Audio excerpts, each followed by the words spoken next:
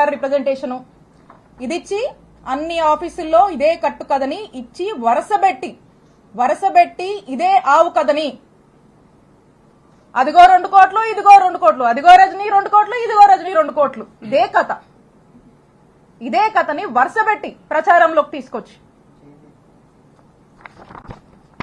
దీన్ని పెట్టి ఏం చేస్తారు? ఇక్కడి నుంచి మొదలు పెడితే, ఇక్కడ పోలీస్ స్టేషన్ల దగ్గర నుంచి మొదలు పెడితే పీక్స్ కి తీసుకెళ్లారు.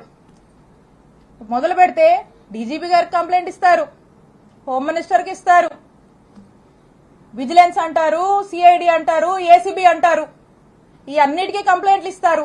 ఇచ్చినప్పుడల్లా వార్త రాయిస్తారు. 10 నెలల నుంచి ఇదే కథ. ఆఖరికి దీన్ని ఏ లెవెల్ కి, దీంట్లో మళ్ళీ ఎలివేషన్ కూడా, ఈ కథనే ఓ కట్టు కదా, ఈ కథలో మళ్ళీ ఎలివేషన్స్ కూడా. 17A కోసం గవర్నర్ కి ఏదో పర్మిషన్ పెట్టానని వాళ్లే మళ్ళీ పేపర్లో రాయిస్తారు.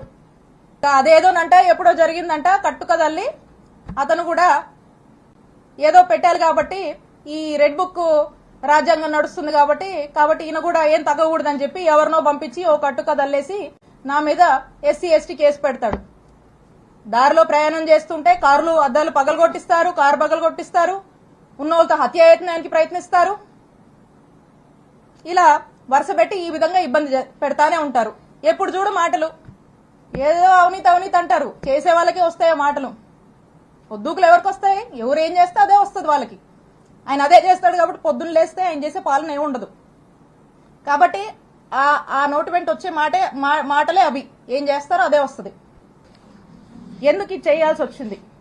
కృష్ణదేవరాయ గారికి కూడా ఎందుకు ఇలా చేయాల్సి వస్తుందంటే, కృష్ణదేవరాయ గారికి విడుదల రజనీ అంటే కోపం కొంచెం ఎక్కువేనండి, ఎక్కువ కోపమే.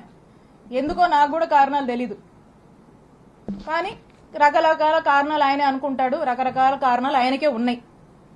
ఈ రోజున నన్ను బాధ పెట్టి, నా కళ్లల్లో ఏదో కన్నీళ్లు చూద్దామని, నన్ను ఇబ్బంది పెట్టి హింసిద్దామని చెప్పి ఈ రోజున వరుస పెట్టి నన్ను టార్గెట్ చేస్తూ నన్ను ఇబ్బంది పెడుతున్నప్పుడు